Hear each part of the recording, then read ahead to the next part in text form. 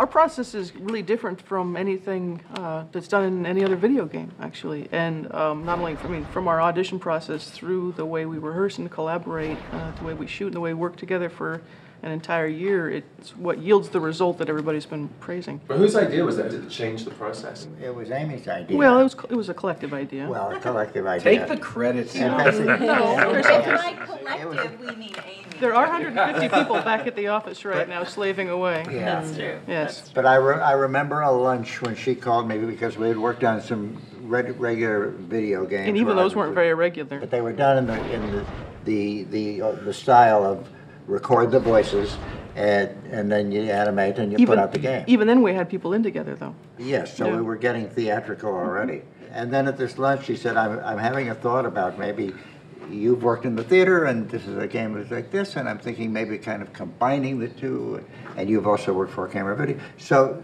that you were pointing in that direction early on. And the thing is what we're doing isn't that unusual for film or television, but it's really unusual for games. It's the fact that we're telling a character-driven story. I suppose I should have quit while I was ahead. That's why actually when we first started putting information and screenshots out about the game, we got a lot of people sort of poo-pooing it and saying, well, why do I want to play a guy in a t-shirt and jeans? Where's the aspirational fantasy in that? And it's like, well, just wait, because that's not the point. You don't have to be the Space Marine. You don't have to be the sword and sorcery guy. I mean, can't we aspire to more than that as creators?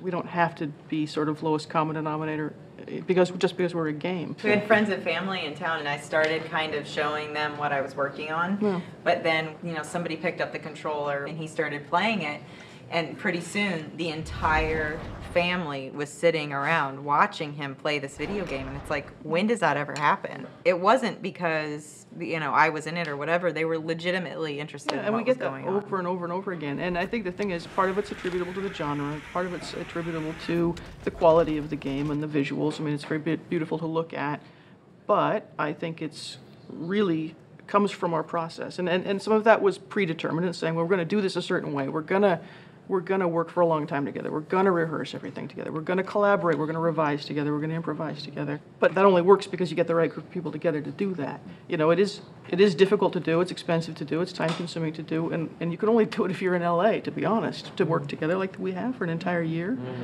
And you don't get that in any other project in this industry right now.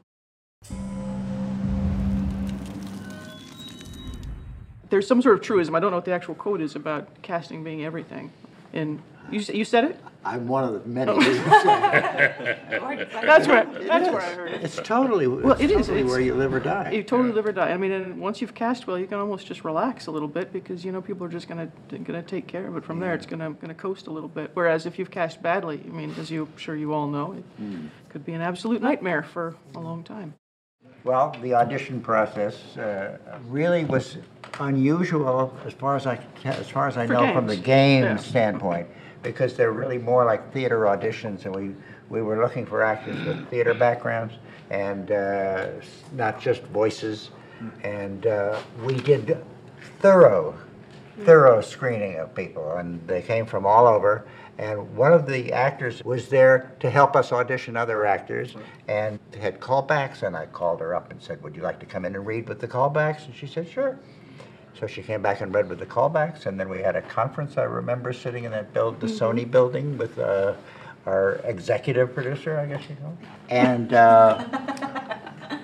he looked at all of the auditions and said, I want her. And we said, which her? The one who's doing the reading with the other actors. And that was Emily Rose. And that was me. Oh, man. But I auditioned originally and didn't get picked because I didn't know what the heck I was doing. So it took me a whole day of watching everyone else and reading across from other people to get the hang of it. So. Yeah. Normally when you come into auditions, you come in and say, hey, how are you? Stand on your mark, and maybe you sit in a chair and you have like kind of this, they're looking for this kind of chemistry or read between the two people, and it's very simple. But they came in and they, put a mic on you and just do whatever you want, and it's like 8:45 in the morning, and I just saw the material and I'm like, I have no clue what they want. And so when they were like, yeah, we think we're going to go a different direction, I'm like, yeah, I don't blame you. I mean, I don't know. See, when I went into audition, I read with Nolan. I didn't realize he was and he just kept improvising. He wasn't doing the lines back to me that were on the script. And I was getting so pissed off because he were like, going off page. And I'm like, I'm trying to audition and keep to the page. What are you doing? Well, you had to know what you were getting in for. Yes, Yeah, you right? did. Yeah. But it all worked out in the end. Yeah, but sometimes that's the best, read you're going to get is somebody who's listening is really going to give you the thing, give you back something that's real.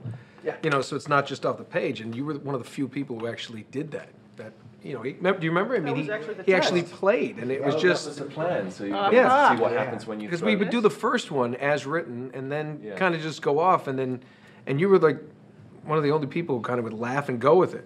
And Claudia was the same way too. Yeah, I This dropped my has- pages, I This think. has to do with Through the them. fact that acting for mocaps or acting anywhere really has to do more than with reading off the page, and it has to do with that ephemeral word called chemistry.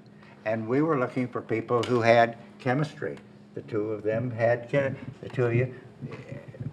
Everybody in this room had something that popped off the screen with the other actor, and that's a lot of what the game was about, and why I think that we're getting some real interesting performances that are happening. I remember my first audition for the first Uncharted with Emily, and I remember there was that big open space. It looked like a ballet studio, and there was just a chair. And they're like, okay, and you have to get to Elena and jump. And I just remember running and jumping and diving and sliding behind that thing, like thinking I'm going to either make a complete ass of myself, or I'm going to get this. Or both. Or both, exactly. And I had no idea what I was in for. Well, but that's what was so challenging about the first audition for Mm-hmm. me, because when they asked me to come in and read across from people so that I could, I kind of learn how this whole process went, and I saw people coming in and rolling on the ground and enjoying it and being imaginative, I was like, oh, we're allowed to do that? Cool. I think that's what's interesting about people that made the connection, because when you think about mocap, it's just this wild kind of sci-fi type of future technology. You're surrounded by millions of dollars worth of equipment, but when it really comes down to it, our job as actors is really just to make a connection and do the same thing that we've done in theater or film or TV, and just kind of listen and react and play the given circumstances of the scene to move the story forward. One of the other things that I look for and you look for is humor. Yeah.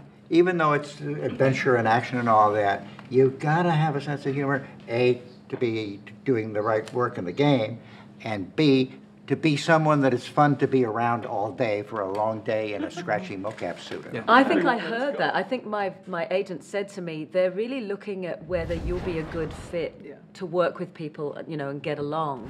So for me, it was nice to sort of think in those terms, that my audition was really about Nolan, and that I just needed to go in and play and have fun. And I sort of dropped my pages and just sort of went with it and whatever. But in a sense, I'm not saying I was being manipulative, but I knew that you were the one I needed to work. That's true. That's true. And she was the only one who auditioned topless, which I thought was brilliant. Coincidence? Excuse me, I auditioned topless. Maybe, maybe not. Amy, when was the first test that we did before the first one was cast? The very There was a first testing, it was like a year before Oh, or yeah, something. Oh, You that's guys right, did because that, you were yeah. right. That's 'cause when we we actually did- never even auditioned. I never had to audition. It was Yeah, sort I of a would just working remember it. audition. Yeah. So technically, you were the first one cast. It It was the first one cast, yeah. And Amy told me, she's like, we're not going to start up for a year, but you got the role. So there was Whatever it the is, pressure yeah. was off. Yeah, whatever it was. Were you topless too? Yeah, Well, I bottomless. insist.